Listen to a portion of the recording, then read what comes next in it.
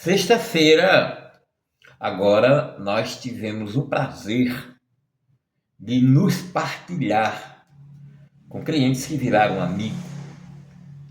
4 dos 7 que faziam o grupo de amarração de trabalhos de Goécia puderam estar juntos para que nós nos conhecêssemos mais aprofundamento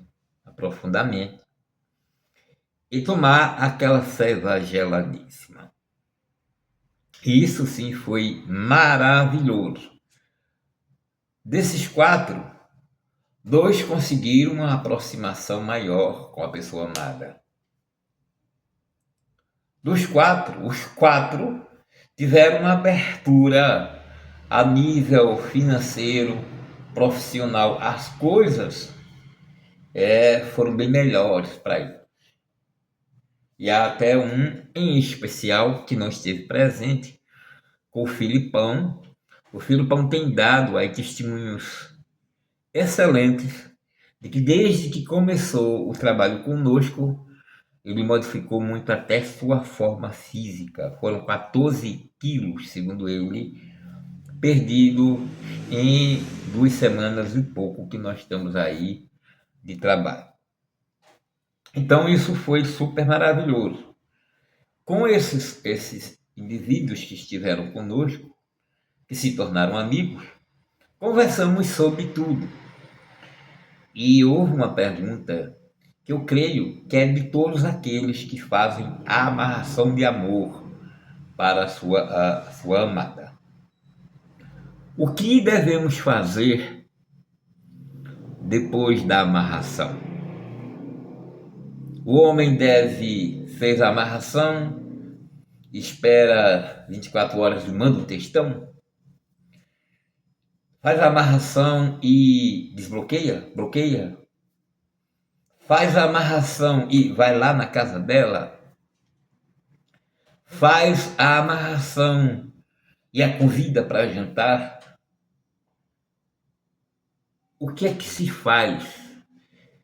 Como um homem deve ajudar dentro desse processo aí de amarração? Por isso que o nome desse vídeo é Depois da Amarração Só para Homens.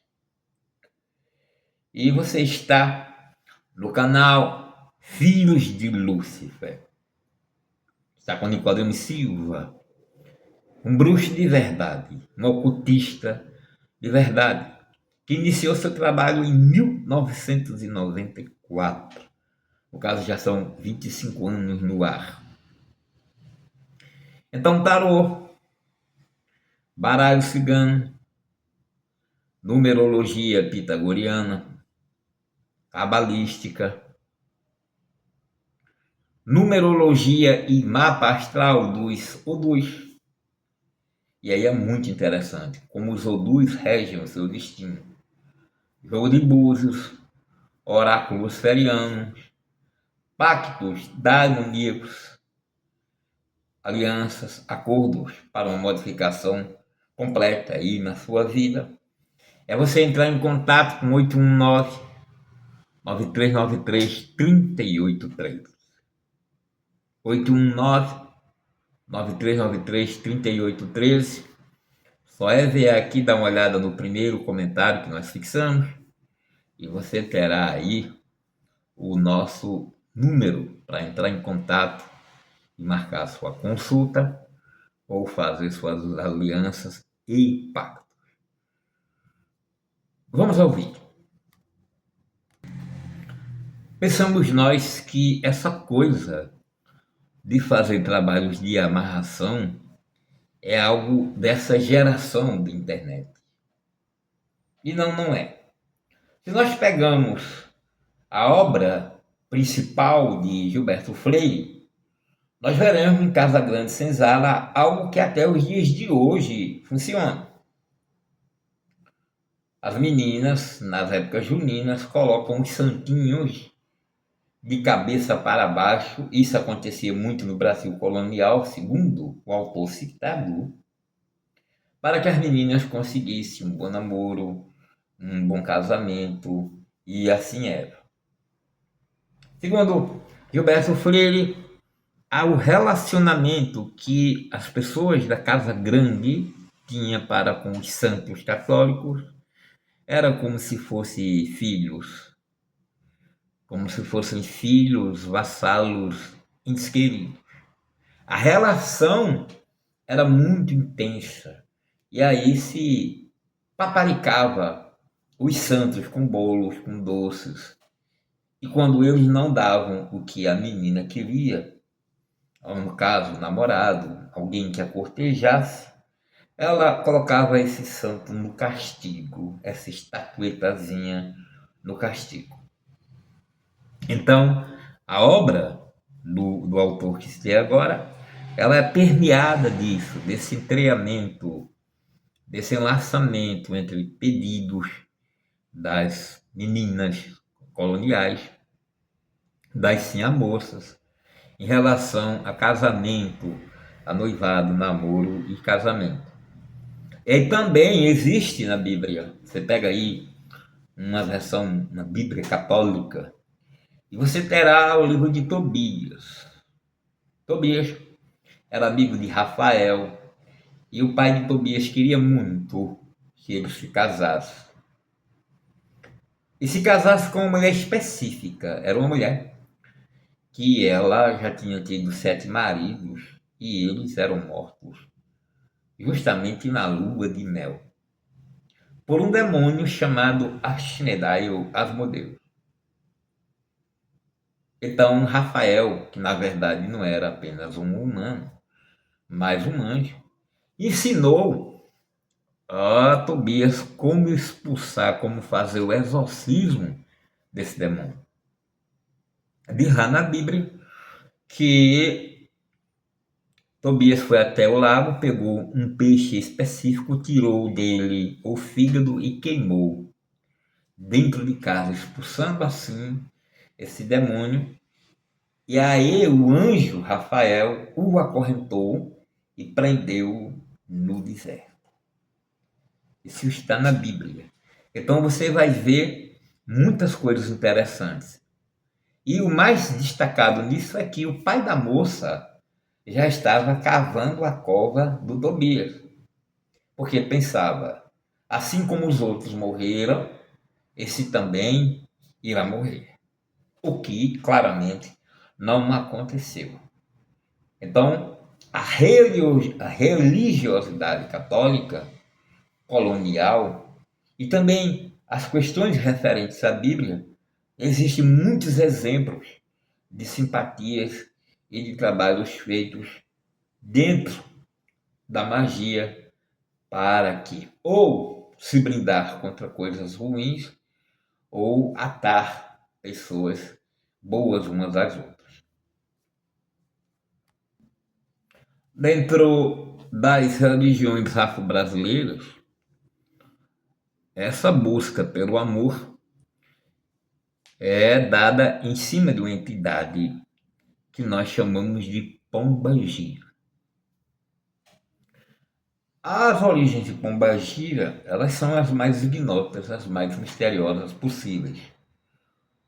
Porque se entende, quando se lê Escravidão, volume 1, 2 e 3, de Laurentino Gomes, e quando se estuda os autores clássicos que se aprofundam na diáspora africana, não se vê nenhuma referência a uma diaba, a um espírito feminino chamado Pombagira. Mesmo porque, durante os 350 anos de escravidão no Brasil, não havia candomblé. Então, para as pessoas que pensam que candomblé é uma coisa que veio da África, no navio negreiro, isso não aconteceu. Pelo contrário, 3 negras aforreadas, penso eu, que uma chamada Mãe Senhora, mas se você puder corrigir nos comentários, fica à vontade, e outras 2 negras, elas começaram a fazer intercâmbio, viajarem para a África, Cuba e Brasil, e desse intercâmbio iria haver uma reconfiguração do jogo de búzio, que antes era feita por homens, e essas 3 negras iria criar a primeira casa de candomblé, que é da nação Quito.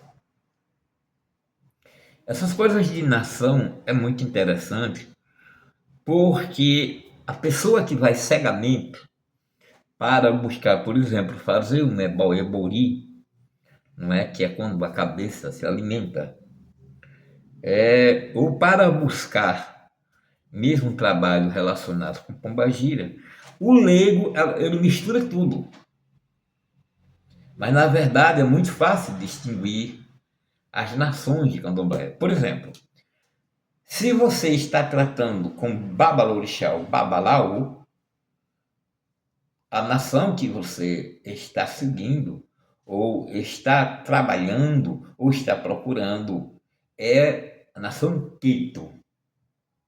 Será a nação Quito, da nação Nagô. Babalorixá, Babalô, o Pai Santo é chamado assim. Quando é da nação Jeje, o Pai Santo é chamado de Doté. Você vai colocar Doté Almir. Você vai lá no Facebook, no Instagram, Doté fulano de tal, Doté Firmino. Isso aí é da nação Jeje. E se estiver falando de Tata, é Quimbandeiro. Então, são diferentes. São extremamente diferentes. O candomblé, pois, é a religião que de fato venera os orixás, tendo o Exu como seu mensageiro. A Umbanda foi uma dissensão do candomblé.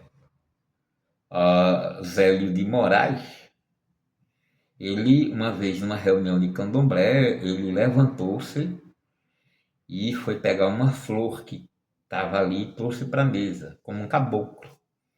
Ele era um caboclo. E dentro do candomblé, isso na época não era aceito. E ele sai, então, do candomblé e cria um Umbanda.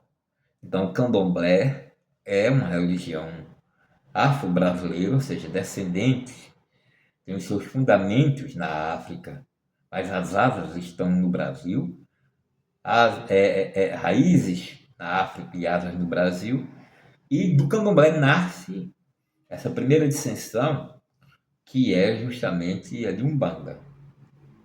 A Umbanda poderia, então, receber caboclos, guias e pretos velhos, coisas que não eram muito aceitas dentro do candomblé.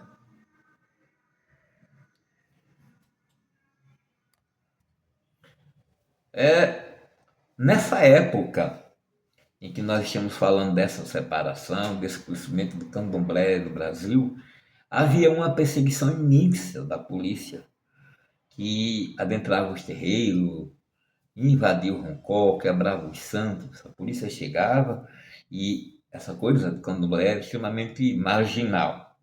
Você pode acompanhar isso com muito amor, com muita propriedade, na obra Tenda dos Milagres, de Jorge Amado. Ali você vai ver a figura de Pedro Arcanjo, como ele era perseguido por ser bedel dentro de uma universidade, os livros que ele escrevia e o desenrolar da história. Se você já teve a oportunidade de ler o grande clássico Don Quixote de La Mancha, e ali onde aparece o cavaleiro da triste figura, que é Don Quixote de La Mancha, e seu fiel escudeiro Sancho Panza, então você vai ver algo magnífico na obra de Jorge Amado.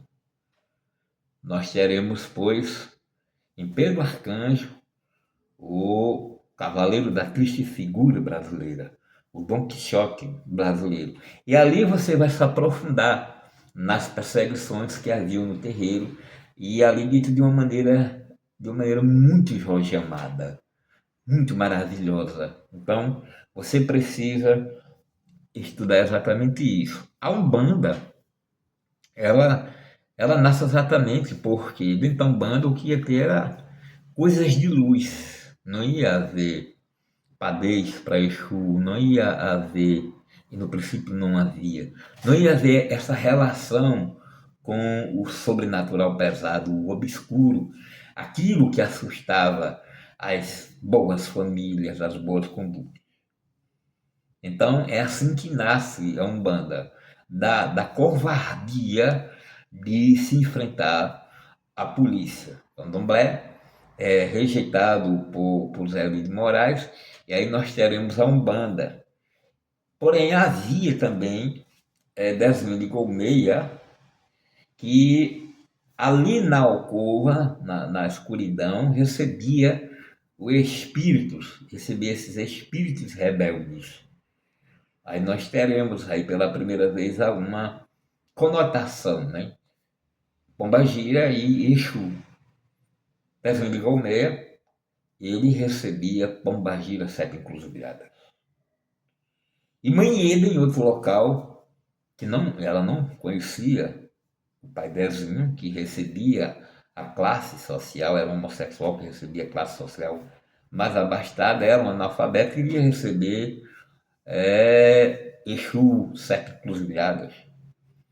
E os dois iriam criar a nova religião, segundo o Diego de Oxóssi, que é justamente a Quimbanda.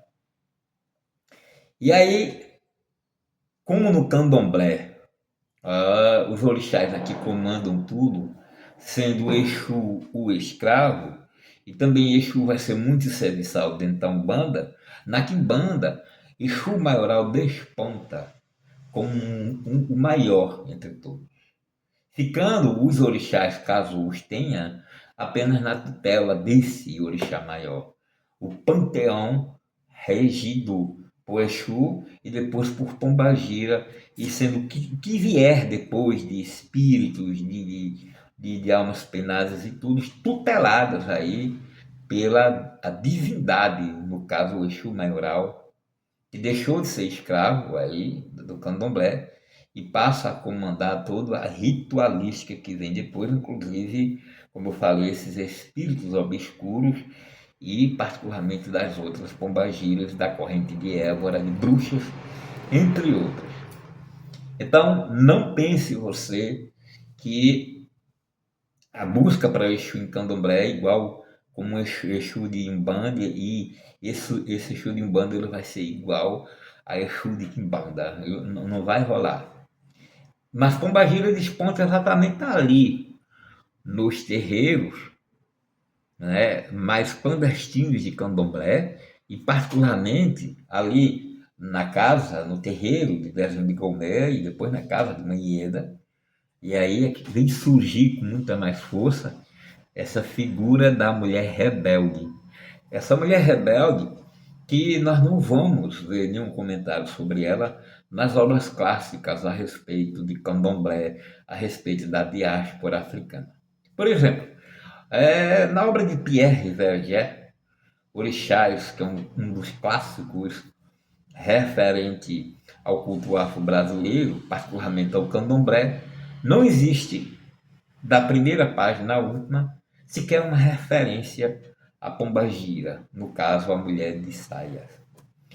E se nós formos também estudar mitologia dos orixás de Reginaldo Plandi, também nós não teremos nenhuma única referência a Pombagira. E se adentrarmos, porém, a história da Bahia através de Jorge Amado, do livro Bahia de Todos os Santos, nós iremos ouvir falar de Bombogira. A Bombogira é Exu, é da encruzilhada, é o que toma cachaça.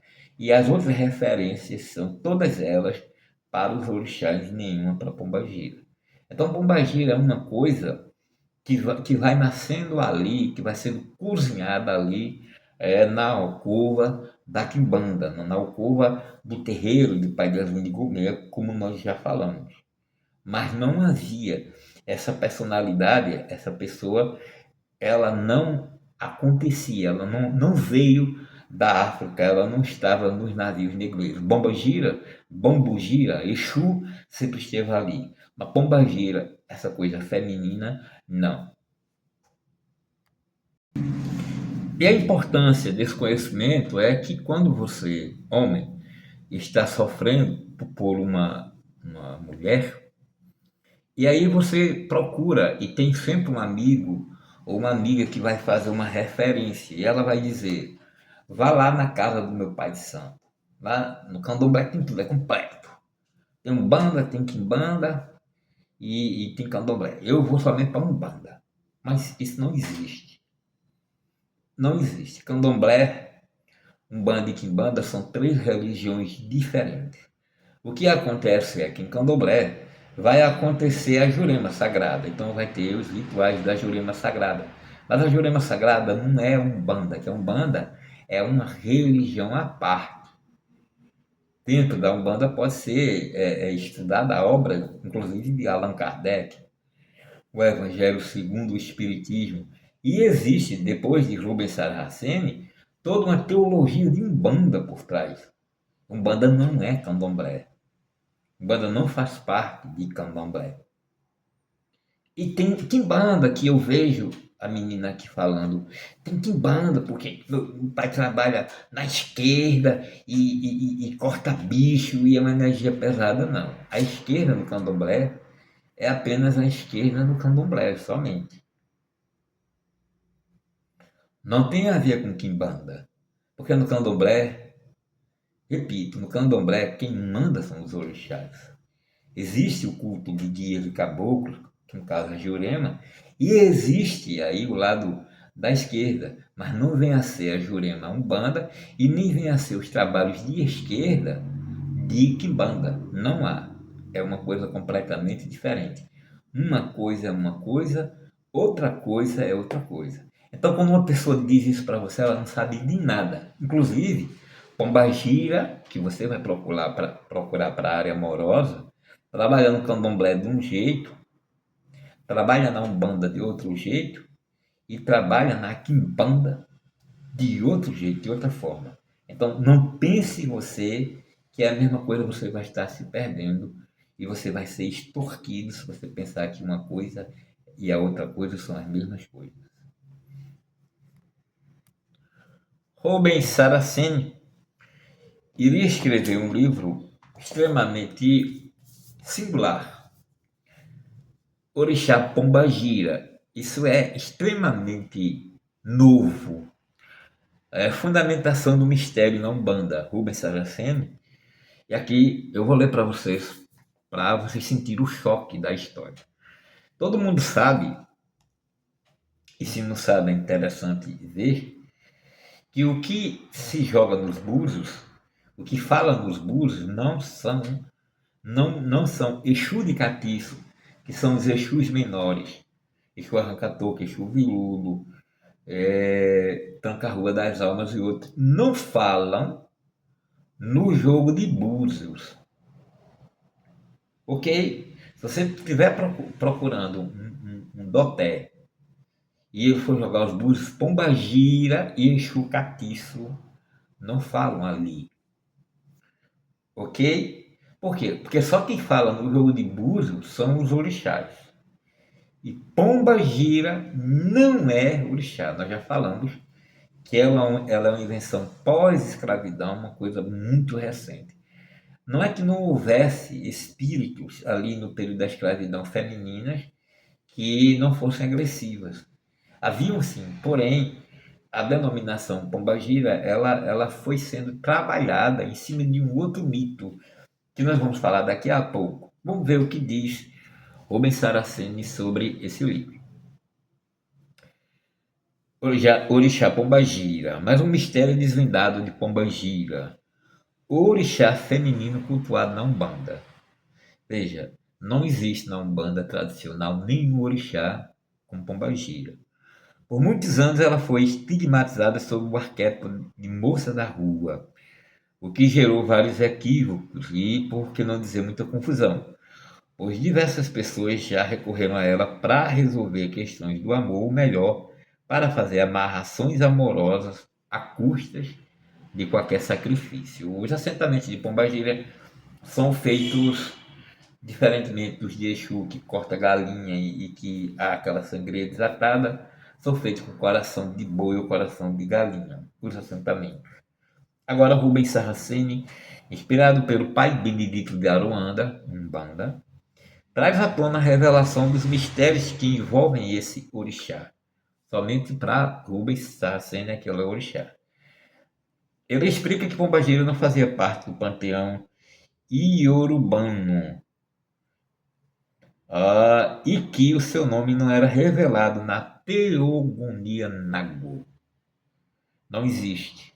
Né? Teogonia é o nascimento, né, dos deuses, aquela coisa toda. Portanto, é genuinamente brasileira e um bandista está aí para acolher todos os que se encontram perdidos no caminho da vida ou da ausência desta, pois Pombagira age no íntimo das pessoas como verdadeira psicóloga. Não sei se vocês sabem, mas tem aqui no Brasil um templo dedicado a Pombagira, inclusive as mulheres estão sendo atendidas gratuitamente, mulheres que sofreram e que passaram, sofreram o cão, né? O pão que já comeram o pão que já amassou na mão desse redipilho, né, do machão, e foram machucadas e tudo mais. Nesse terreiro, né, de Pombagira, nesse templo imenso de Pombagira, elas são respeitadas e são tratadas. Procurar aí no Google, né, o templo de Pombagira que acolhe mulheres. E foi muito interessante quando ele diz mesmo, né, que Pombagira não existia, não faz parte da teogonia Nagô e não faz parte do panteão iorubano. Isso realmente ele diz exatamente aqui. Pombagira passa a ser orixá aqui na teologia de Umbanda de Rubens Saracen apenas. Se antes Pombagira era considerada moça de rua, agora ela é acolhida na Umbanda como divindade, senhora, rainha e guardiã, atuando para que os seres descubram dentro de si o verdadeiro significado do amor. Nessa obra estão alguns de seus mistérios, todos fundamentados em Deus e na criação divina. Há um comentário aqui que ele faz sobre como Pombagira trabalha, vou buscar para vocês. Estamos na página 121 dessa edição, publicada pela Madras. Se a dor provém de algum ferimento que faz verter sangue no corpo físico ou a parte líquida do corpo espiritual, as vibrações reativas inundam a região ferida como um fator gerado pelo mistério Pombagira, denominado por nós de fator coagulador, cujo paralelo similar na matéria é a vitamina K, que é coagulante. Aqui ele está desenvolvendo a teoria dele. Como o fator coagulador é um dos denominados complexos fatorais, a parte dela é a feminista positiva, né? A parte da pombagira, enquanto o orixá Mulu gera a parte da masculinidade positiva.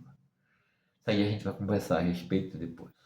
Existem outros sete orixás que geram as outras partes desse setor eneagonal, mas esses orixás, assim como o Pombagira, não recebem o nome na teogonia Nagô e Urubano e não são cultuados ou conhecidos nos cultos tradicionais originários da Nigéria. Está deixando bem claro que esses orixás que ele está falando aqui, que trabalham nessas partes, não vieram dos navios negreiros, não vieram da Nigéria, não vieram da África. Essa é uma das razões de Pombagira não pedir sangue animal, não acontece, ou as aves em suas oferendas, firmezas e assentamentos. Outras delas é por causa do fluxo menstrual, cujo ciclo também é regido por outro dos seus muitos mistérios. Existem muitos trabalhos de destruição com o sangue, né, morto. Basta observar que as manifestadoras dos seus mistérios pedem suas oferendas que começaram a descobrir seus campos de atuação. Seu principal axé animal é o coração, cuja função é bombear o sangue e renovar sua oxigenação. Ou seja, os assentamentos de pombagira vão ter muito coração, de galinha ou de boi. Mas aos olhos divinos do mistério pombagira, fazer trabalhos de magia negativa com corações e contra outras pessoas é o mesmo que afrontar contra a vida, que é o Lorum, o Ludumare Deus. Eu vou ler de novo.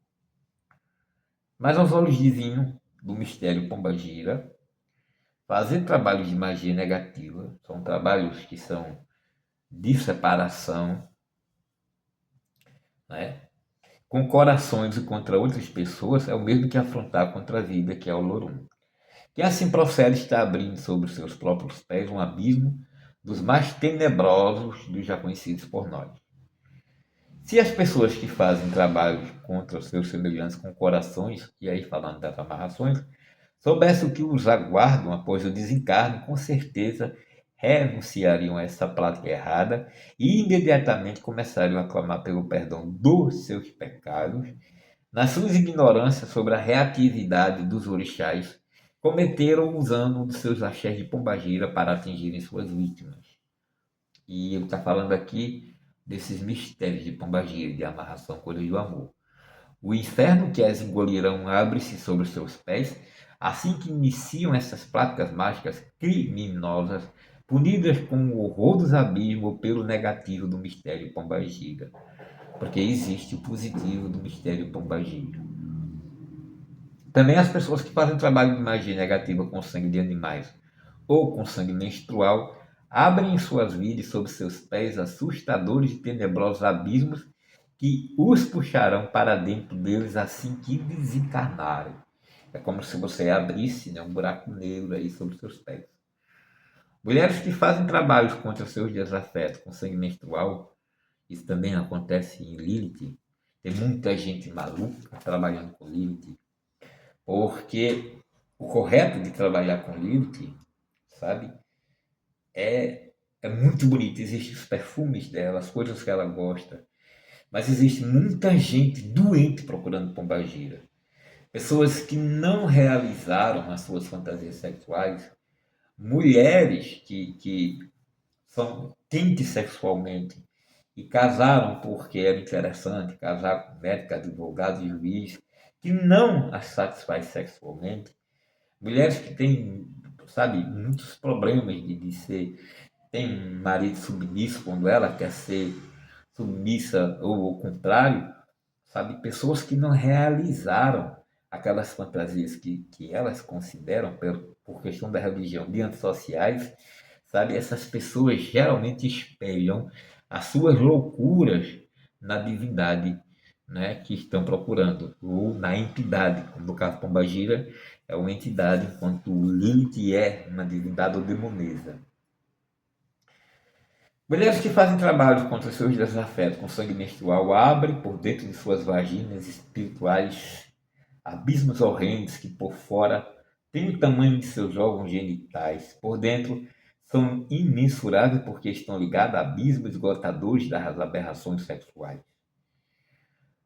Povoados por espécies elementares de vidas tão assustadoras que, se soubessem disso, essas pessoas jamais iriam recorrer ao sangue e muito menos ao sangue menstrual para atingir ou subjugarem a quem quer que seja. Então, a vocês, né, que são,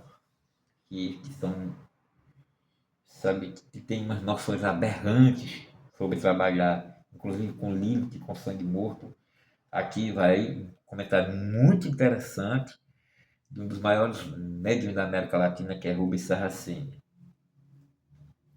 As pessoas que fazem magia negativos como qualquer tipo de sangue contra suas vítimas, se soubessem dos horrores elementares que as aguardam, mesmo que saem por dentro delas e passam a viver dentro dos seus corpos internos, alimentando-se da energia dos seus sangues, com certeza parariam imediatamente com essas práticas criminosas aos olhos da lei da vida, que são o louro.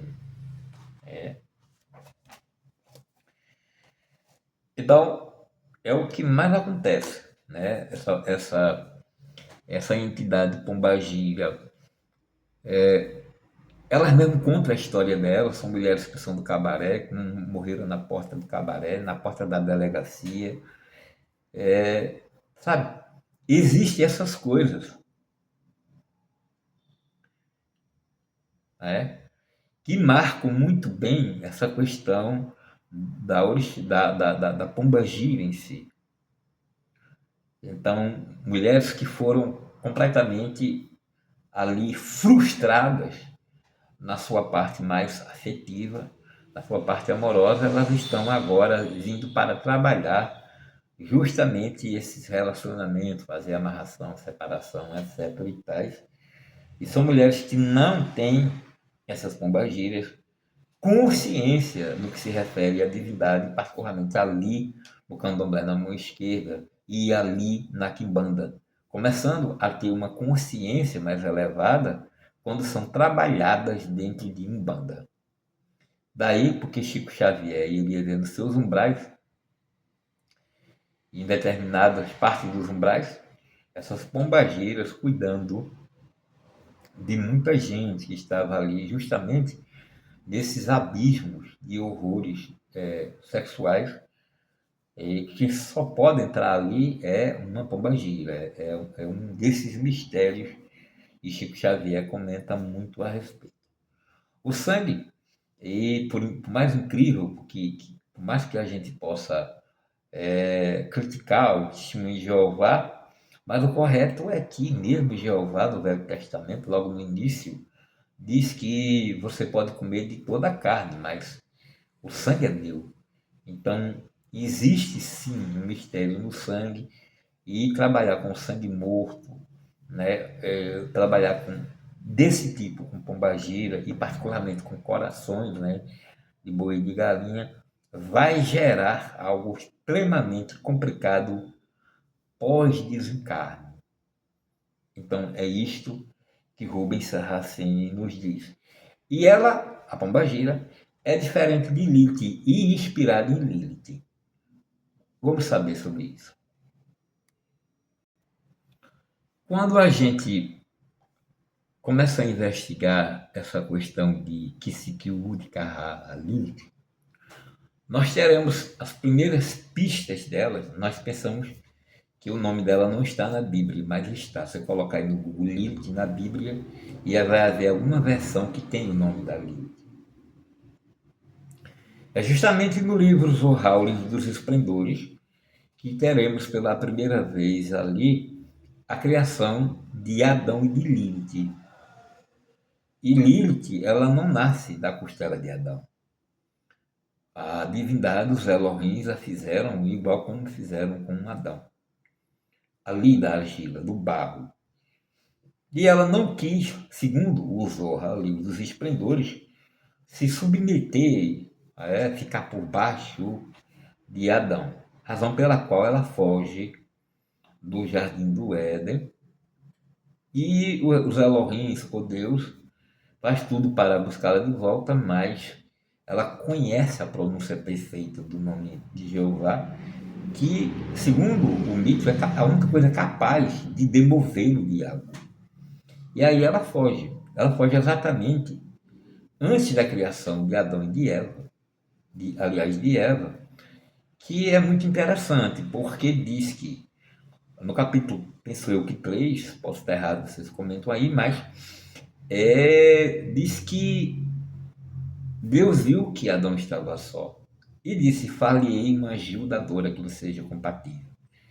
E interessante, ele cria os animais e traz para Adão dar o nome. E a coisa mais estranha é que vai dizer: mas Adão não encontrou ali a sua auxiliar ou ajudadora. Como que ele iria encontrar em meio a animais?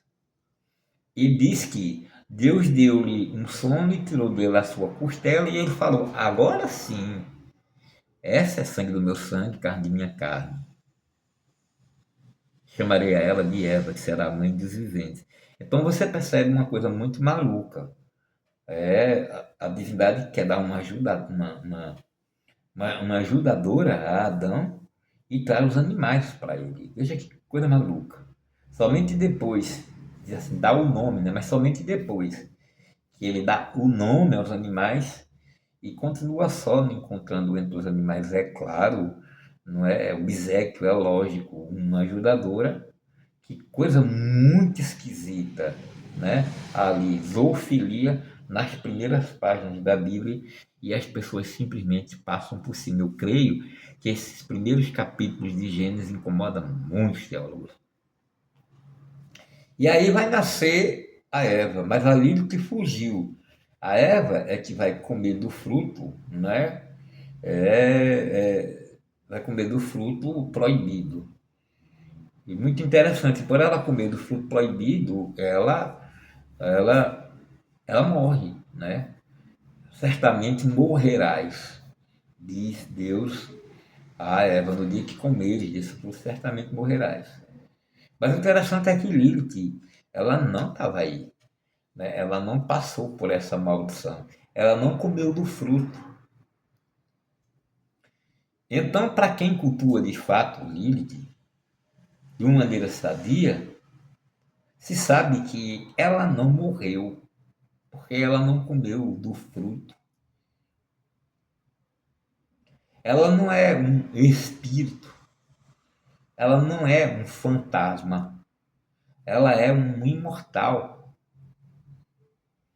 Você vai procurar na Bíblia e nas obras apócrifas, ali da Biblioteca Nag Hammadi, né, que são os manuscritos do Mar Morto, e você vai ver a morte de todo mundo, mas você não vai conhecer a morte de Caim, porque Caim não morreu. Né? Depois nós teremos um livro que nós vamos comentar também a respeito, que outro que passou imortal, incólume pelos tempos, foi Lázaro, ressuscitado pelo Cristo. Mas Caim, Deus amaldiçoou com a vida eterna. Ninguém vai tocar de Caim. Caim não morre. Caim, segundo o que se sabe, e não é teoria da conspiração, mas o que se sabe, o que se comenta nos círculos ocultos é que ele é vivo, que ele é preso nos labirintos do Vaticano, e que Lázaro também, e também possivelmente Lilith. São essas três pessoas ó, dentro dos círculos ocultistas mais sérios, mais aprofundados, eles são eternos. Ou seja, quando você conjura Lilith fazendo toda essa bizarrice que você precisaria ter satisfeito as suas fantasias sexuais, você está convidando um ser extremamente imortal que possivelmente teve acesso àqueles Elohims que ali há tantos anos atrás, ali naquele local chamado Jardim do Éden, viu Elohim cara a cara, conviveu, pois, com eles. E ela não é morta. Assim. E os trabalhos feitos com Lilith, com sangue morto, etc., provoca na vida da pessoa, como nós já vimos aqui, o alerta de Rubens Saraceni, né? Essas loucuras, essas quedas, que não deveriam acontecer com uma pessoa que está justamente trabalhando, não é? Uma demonesa desse porte. O Lilith não está entre os 72 Daimon de Goécia. O Lilith é algo extraordinariamente à parte. Nem Lilith nem Lúcifer fazem parte desses 72 Daimon de Goécia. Talvez, através das evocações goéticas, possa sim ser conjurada, possa, como Lúcifer, pode ser conjurada. Mas o que se sabe é que o Lúcifer superior, ele não incorpora, bem como também Psiquiú de Carrá. Em relação aos outros Daimon de Goécia, há em Quimbanda os fronteiros, que vem representar, por exemplo, a figura de Beelzebub, de Lúcifer, como Exu Lúcifer e outros. Então, os trabalhos com Lilith, particularmente aqui no templo, segue um grimório específico que não utiliza essas bizarrices. Um grande e gigante grimório que traz resultados imediatos, naturalmente para pessoas equilibradas, que enquanto se faz o trabalho de amarração com ela, quando se mexe com ela, vai se abrindo a prosperidade para aquelas pessoas, como aconteceu com esses amigos que estiveram comigo nessa sexta-feira. Mas ainda, o templo, além de fazer o trabalho de amarração com Lilith, há os trabalhos também de dominação e outros que são feitos, como os trabalhos de compaixão, feitos dentro do Lilith. Há outros. Nós apresentamos o casal a Exu Maioral, um Bagira Maioral. Aquele mesmo casal que foi apresentado a Lilith. E vamos mais longe. Conjuramos Diamonds que pode simplesmente ajudar a trazer essa amizade entre o amante e a sua amada, que é justamente, eu particularmente adoro o espírito que nós temos trabalhando aqui em todo agosto, que é o Orobas. O Orobas ele tem uma especialidade magnífica de fazer inimigos se tornar amigos e de fazer amigos mais próximos, né? Se aproximarem mais. Ou seja, se você é tipo do cara que não gosta de estar sozinho, como eu, então você vai utilizar o espírito de Orobas. E dentro da amarração tem um peso muito interessante, porque enquanto a mulher for sua inimiga, não tem como, não é? Então, se você forçar a barra, como é que eu faço para ajudar? E aí, eu mando um textão, eu bloqueio, eu desbloqueio. Não, você simplesmente vai ficar, você vai cuidar da sua vida. Porque você já tentou de tudo antes e não conseguiu. E agora você está num trabalho de magia, de amarração com Lilith, de dominação com Lilith. E esse trabalho só foi entregue a ela porque no oráculo ela aceitou. Sim, Lilith, não é como vocês veem aí nesses podcasts. Ah, eu vejo muito homem com a vida destruída porque procurou Lilith, sabe? Não existe essa autoridade, essa propriedade de Lilith. Na verdade, o que nós estamos vendo na experiência é que quando o oráculo dela diz que ela simplesmente aceita. E é muito interessante um homem trabalhar Lilith, porque vai despertando o seu feminino, porque o homem tem as duas polaridades.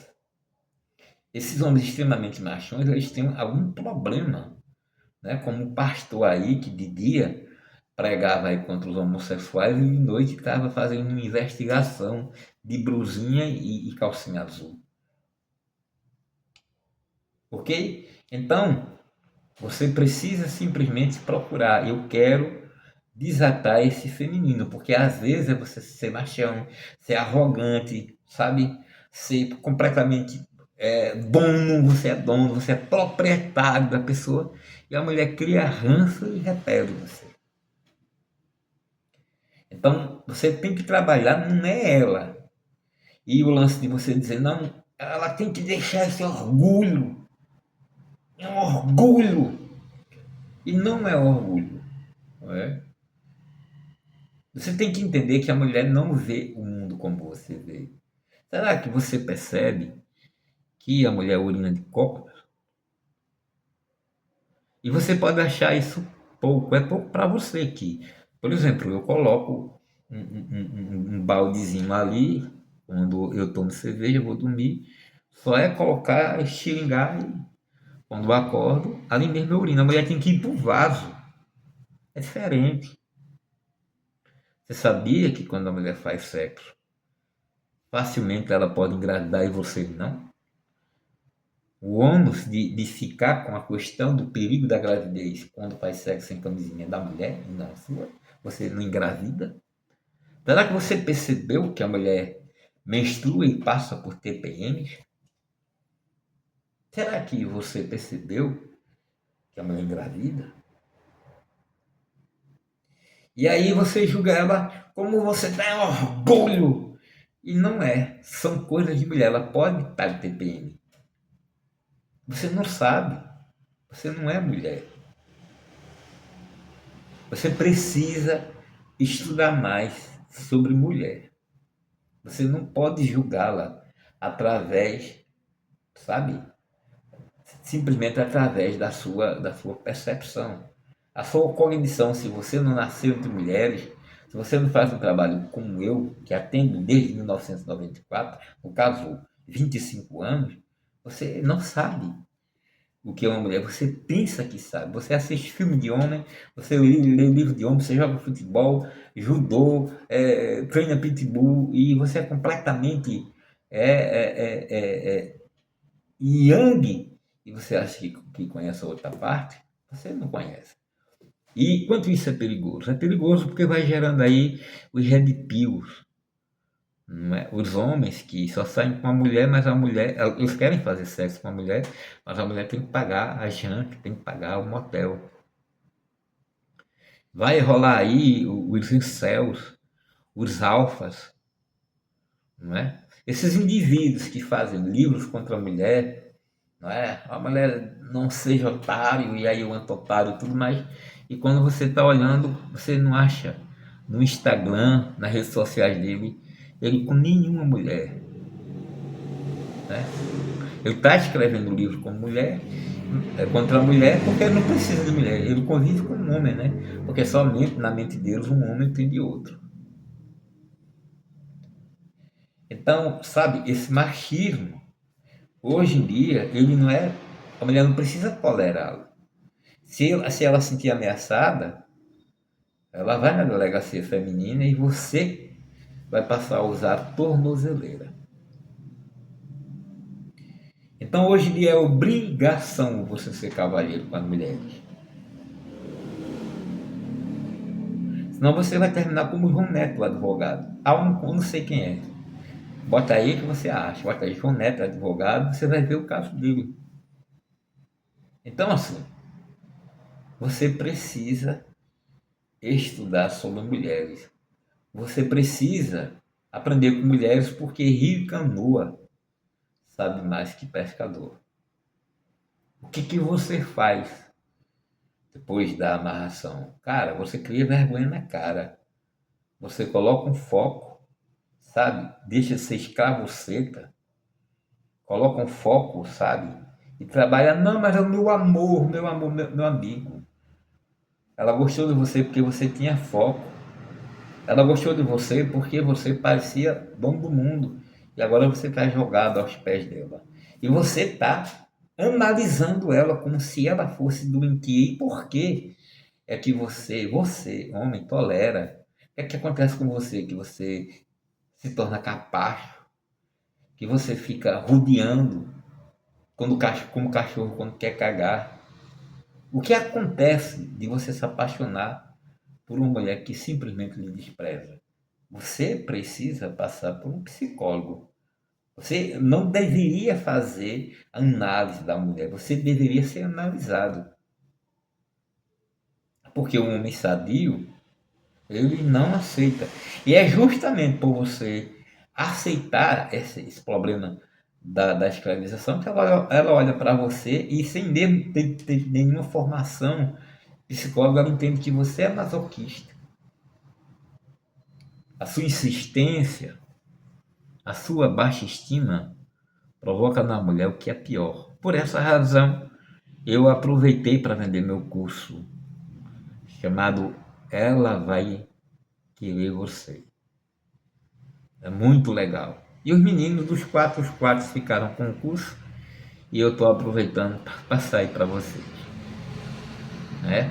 Um curso que vai lhe ajudar a entender melhor uma bibliografia extensa. A gente passava um curso Mulheres Irresistíveis. Eu passei muitos anos, inclusive até no ano 22, junho de 2022, a gente estava dando um curso Mulheres Irresistíveis e as meninas dizendo que tu devia fazer um curso para homens. Mas os homens sabem tudo, os bíceps, os bíceps, minha moto, sabe, se você tem um bom carro, elas estão cagando pro seu carro. Elas estão cagando por seus bíceps. Elas estão cagando por seu diploma, porque a mulher hoje em dia também ela tem acesso à academia. Também ela tem acesso à universidade. Também ela tem acesso ao voto. Também ela tem acesso ao comércio. Também ela sabe ganhar o próprio dinheiro. Você nasceu na época errada. Você é um coronel, sabe? Sem patente. Você precisa se tornar um cavalheiro. E você vai ver que a sua história com mulher vai melhorar muito.